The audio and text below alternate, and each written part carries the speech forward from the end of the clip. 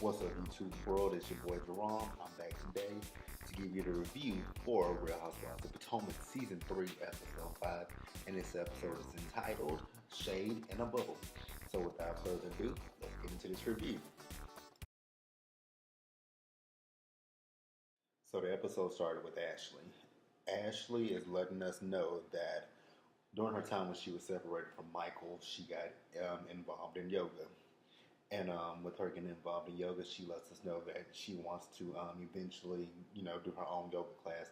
I'm not sure if you have to get a license and all that kind of stuff, or go through all kind of, whatever you have to go through to get the yoga life. We'll get your own yoga practice and all that kind of stuff.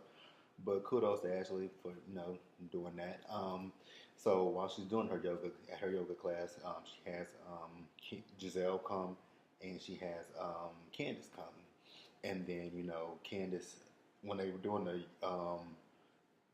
in the process of them doing the yoga instructor had them hum all that kind of stuff, and then Candace let us know. And they had an actual show where she was Miss United States in 2013, and she had to tell us about how she's was singing and all that kind of stuff. And I kind of brushed past that. And then, while they're in the yoga class, she and Giselle, they all go up to the side and they finally meet each other. And then, Ashley's talking about how when she first met Giselle 2 years ago, how, she felt like Giselle gives a new blood a hard time. And then they showed how Giselle gave Monique a hard time last season. So she's expecting that for Candace as well. But when Candace and Giselle were actually talking to each other, it was actually pretty good conversation. It wasn't like typical Giselle, where she see a pretty girl, and immediately she starts attacking the girl. This actually went very well. Not Monique, but Candace was talking about her fiance Chris, and talking about how he's white with a bald head, but on the inside he's black, but on the outside he's white. And then she brought up the conversation about his dick, how his dick is the head is pink, but everything else is brown. And I was with Giselle like, I don't think anybody asked for that information. I think you gave them just a little bit too much information for somebody that you just meeting. Like you could have saved that for another time or something like that. But that's, I guess that's what she does to everybody that she meets. Just tells them that Chris has a brown penis, which is really, really odd, but whatever. And they also talk about, Giselle asked Ashley how she and Michael are doing, and then she asked him about a prenup. But if I remember correctly, Ashley said that she didn't sign a prenup when it came to Michael. And then she asked Candace the same question. Since Candace is getting married, she asked her, "Is she, does she have a prenup and all that kind of stuff in hand?" And I think she said no. And they just moved on from that one. So that was it with Kent, with all that situation. And then next we get a scene where Michael and Ashley are at their home. And then, Ashley's just telling him about how she sat down with her mom. And then in her interview, she's talking about how, she thinks she handled the situation well. Well, Ashley, I'm here to tell you, you handled that situation completely wrong. You gave your mom a to-do list. That would be fine for somebody who had their shit together and all that kind of stuff. But your mom is freeloading and using you as a cash cab to do whatever she wants to do and not have to get a job, her or her boyfriend that she's been with for 15 years. And I'm with Michael. There's nothing wrong with helping your mom, like, at all. Like, that's what all kids aspire to do once we get older. We want to take care of our parents and treat them to the things that they treated us to. And there's nothing wrong with that. But you're married to Michael, and when it comes to being married to him, it's not your money that you're using, it's his money that you're using. And I completely agree with Michael. Cut your mom off. If not, that might end your marriage. And if that ends your marriage, then shit, what your mama gonna do then? You gonna have, I mean, you could help your mom off your Real Housewives of Potomac check, but I don't think that with Real Housewives of Potomac money, you make nearly as much as the Real Housewives of Atlanta make. So, you know, giving her that checklist would be fine if she was someone that was financially stable and independent on herself. But she's not. She's using you. So I think Ashley, you might have to look at this a different way and be like, "Mom, I got to cut you off because if not, this might ruin my marriage." So, I hope Ashley gets it all together with her mom and her marriage. So we'll see how the season goes forward with her and her mom. Next, we get Karen. With this whole financial situation with Karen, it makes her seem more relatable. It makes her seem like a real person instead of this person who puts on the ears with this whole grand dame thing and all that kind of shit. I actually kind of like Karen a little bit more. I don't feel like she's just putting on and, making stuff up, but she still lies. But seeing Karen with her daughter. So Raven is getting ready to leave for her junior year of college, and then Karen just wants to sit down with her and have a talk with her. And the talk was really good. Like, again, this is why I say this makes Karen seem more relatable. When Karen is with her daughter, she's trying to give her, some sound advice and some encouraging words of wisdom and all that kind of stuff with her going into her junior year because this is her junior year and she has one more year left in college and she'll be, a senior and she'll be getting ready to graduate. So I think everything that Karen is doing with her daughter is like good and all that kind of stuff. And I wish we saw more of this with Karen because this is, like I said, it's a nicer, softer side and it's not putting on airs and all that kind of stuff.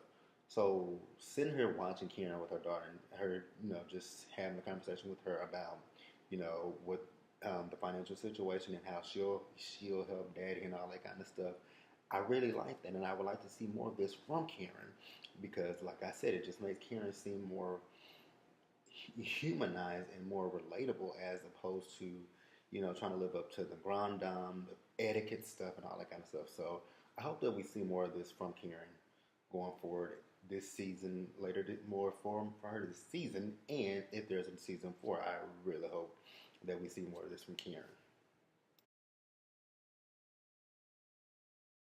So next we get Miss Candace, and she and Chris are going out to dinner. Now, mind you, she's been talking about how Chris embarrassed her at Monique's party and all this kind of stuff. But here you are sitting in a public restaurant, adjusting your titties. Like, how can you be? How can you talk about him? But he was at a party, drunk. Everybody, I assume, was at that party drunk. So that was more acceptable for Chris to jump from, Monique's balcony into the pool because it's a party. Everybody's drinking, everybody's having fun. But here you are in a public restaurant adjusting your titties in front of God knows how many people there. But moving on from that. So she's sitting down with Chris, and then, they're talking about how she met Giselle and how Giselle brought up the whole thing about a prenup. And Chris said he's okay with doing the prenup because he came into the relationship with nothing. He would be happy to leave the relationship with absolutely nothing. So that was kind of interesting to see that. I thought he was going to, have a big problem with that, but he didn't. So that was pretty cool. And then they also talk about this bubble soccer party that Chris's restaurant is having. And she's talking about how, she invited all the girls and their men there to the this bubble soccer party. And, again, she's talking about how she was embarrassed at Monique's party and that she doesn't want Chris to embarrass her the same way at this bubble soccer party that he did at the at Monique's event that she had. But, with these group of girls, you're gonna get if it's not up to their standards, they are gonna judge you a little bit more. So you got to deal with that shit, dealing with these bougie stuck up ass women. Hate to say that, but that's what you got to expect with them.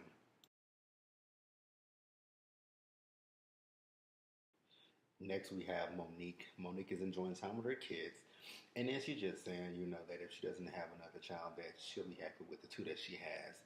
And then, Charisse comes over. But you know what? Just like Roxanne said in her video last week, I can take Charisse in small doses. This is pretty cool. I don't have to sit here and see her as a full-time housewife because as a full-time housewife, she was boring as fuck. So I can take her as a friend of the housewives. And then, she's there. Monique is making ginger juice for the kids. I think, if not one, both of the kids were sick. And then, she's just talking about how with the ginger juice, she wants to incorporate it into a business. But I've never even heard of ginger juice, and I don't even think I would want to buy something that sound, ginger juice just don't sound good to me, and it ain't something that I would ever purchase. Even if I was sick or not, I would just be sick and not drink that shit at all. But, if it works for her, cool. But her whole thing is like, maybe her miscarriage happened to tell her something, to work on her business more and get that off the road before she tries to have another kid because she says she does want to have more kids with Chris. The thing with Monique is I think Monique needs to slow herself down, and then everything that's supposed to happen from Monique will happen in the way that it's supposed to happen. So she's discussing with Sharice about the bubble soccer event that Candace is having, and then she shows Sharice the invitation that Candace sent out, and then the whole thing is Sharice is shading the invitation, talking about this was a school, like it's something for little Chris that she, if Monique was having a party for little Chris and all that kind of stuff. And I'm thinking to myself, like, is this the only thing that you can talk about? Is the fact that this invitation looks like it's for a kid or whatever? Like, that's really stupid and that's really fucking childish. And that's one of the reasons why I'm glad Sharice is not on this show. Because again, I can't take some of the stuff that Sharice does. She's very, very boring. And then to just bring that up, like, really, you just grasping at straws at this point. But, again, like I said, thank God she's just a friend of the Housewives. And then we get Robin, and Robin is just sitting here talking about how comfortable she is being in her new place, how she has a bigger condo, a closet that if she wants to go hide in her closet and cry, she can go hide in her closet and cry. And then we get Giselle coming over there and everything, and we get Karen and Sharice to come. I think they were painting the boys' room or some shit like that. I can't really remember because I wasn't really, like 100% paying attention to Robin at all. Because like with Sharice, I feel that Robin is very, very boring. But again, Robin is just talking. I think Giselle's just talking about how she's happy for Robin that she has a bigger place, that she's 2 feet away from her old place, but again, it's bigger and all that kind of stuff. And then like I said, she has Karen, Sharice, and Giselle over. And then when Karen gets there, Karen's talking about how she's known Sharice for a long time, and they are off and on with their friendship. But at this point, they want to kind of move forward and just bury their hats with each other. And then even before Karen actually got there, Robin was talking about how now she, with Karen going through her financial situation and all that stuff with Ray, that she's sympathizing with her. But I'm thinking to myself, you want to sympathize with her in episode 1, you talking about how the bitch was lying and all this kind of stuff. But now that you feel like you're in a quote better spot, you want to sympathize with Karen. Like I can't with Robin with this situation. Like you've been through that situation, you've been broken, all that kind of stuff. So you should know what she's going through. Although Karen is not broke, but they are going through a tough financial situation right now. So you should, instead of ganging up on her and trying to do all that stuff, you should have been sympathizing with her and having empathy and compassion for her instead of just grilling a woman about her financial stuff and all that kind of stuff. Because in actuality, it ain't got shit to do with you. So you should mind your own fucking business at that. Really, truly, to be honest with you. But like I said, they come over there, and like I said, I think they were in the boys' room because they were writing on the walls and all that kind of stuff. And Sharice took it upon herself to tell. Actually, she wrote on the wall that Monique said that Giselle needs a ghost reader, and then Giselle went into her little shade about Monique and with the girls and in her interview. So I wasn't really I wasn't really paying attention to what she said in her interview, but she shaded. I know she did shade Monique, and then they all again bring up. Excuse me, talking too much, but they were talking about Giselle brought up how she met Candace. And then she was talking about how Candace let her know that Chris has a pink head but a brown dick. And they were all kind of, confused about that. And, they were asking Giselle, did she ask her for that information? And she said no, it was volunteered to her. And then, they're talking about, again, the bubble soccer event that she's having. And then you have Karen talking about her and Ray old ass, how they, it's not age appropriate for them, which you are correct. It is not age appropriate for y'all. But, it's her way of just trying to get to know you girls and have you girls come out to something that, it's fun. And, again, she wants to get to know them. And then Robin gives us this little sob story, which it really isn't a sob story. It's just because of how I feel about Robin. But, she's talking about how she never wants to be broke again and how, when they were going through their financial time that she had her hot water heater turned off and then her and her boys had to take cold showers, which I've never been in that situation where I've had to take a cold shower because the gas was turned off. I've been in a situation where we just didn't have any hot water in our hot water heater, and I just had to heat up the water to take a shower. Well, not shower, but take a bath. So I've never been in that situation, and I do sympathize with Robin. I empathize with her as well. But, she's in a better situation, and hopefully she never has to go back to that situation again. So that's it with Robin. And then lastly, we get the bubble soccer party. So we get Giselle and Robin are in the car together. And, Robin is asking Giselle about Sherman. Sherman is not coming because he's actually in Miami. And then, Giselle throws a little shade in her interview talking about Sherman was in the, I think he was in the NBA. She didn't say what team he played for, any of that stuff like that. But she was like, Sherman played basketball, not soccer. So he's not coming. And then, just Robin asked her what's keeping Sherman in wherever they are, wherever Giselle lives. And then she said, talking about it's her. And then so we get to the event that they're having. And Ashley, not Ashley, but Candace is there with Chris. And she's introducing the girls to Chris and her sister. But Giselle's having a hard time looking him in the eyes because of the whole brown penis conversation that they had. And then Robin asked Candace, well, how would you feel if Chris was with his boys and talking about, your private part? And I don't really remember what Candace said, but it's almost as if she really wouldn't care about him having a conversation about that. So everybody shows up. We have Monique show up with her cousin. I can't remember what his name was because Chris was at work. Then we get Ashley and Michael there. Ashley talking about how they may be arguing and bickering with each other at home, but like the Royals, they'll never know that you'll never know that they're arguing with each other. She was talking about Queen Elizabeth and all that kind of stuff. How she thinks, basically how Queen Elizabeth probably has a black side to her.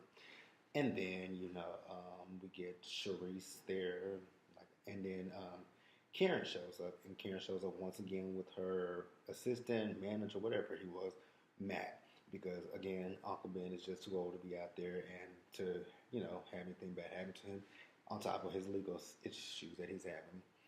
And then, so, this is supposed, Candace thing was this is supposed to be a couples event where she got to know each and all one of the girls and their significant others.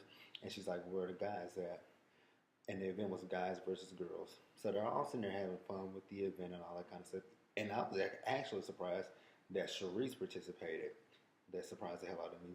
But you had Karen and Giselle sitting on the sideline watching. And so when the event is, once they finish playing the game, they're talking about food. They are bitching and complaining about the food when Chris sat there and told them that the food was on its way, but there was heavy construction on the freeway where his guy had to come to bring the food, so it was just delayed.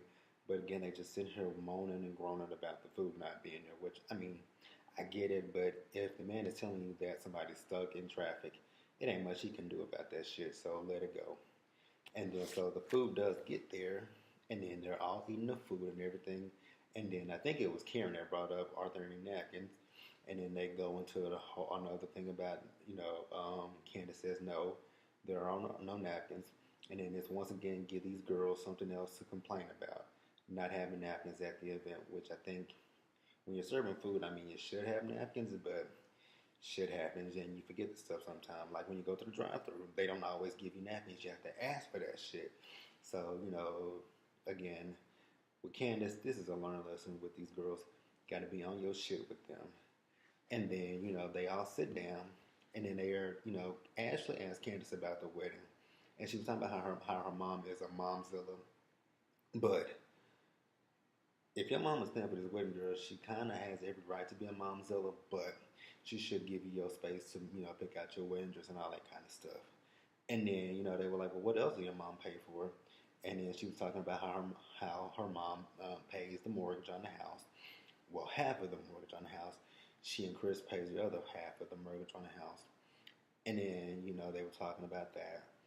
And then they also asked her, actually, she let it be known that that house that she's living in is her mom's vacation spot.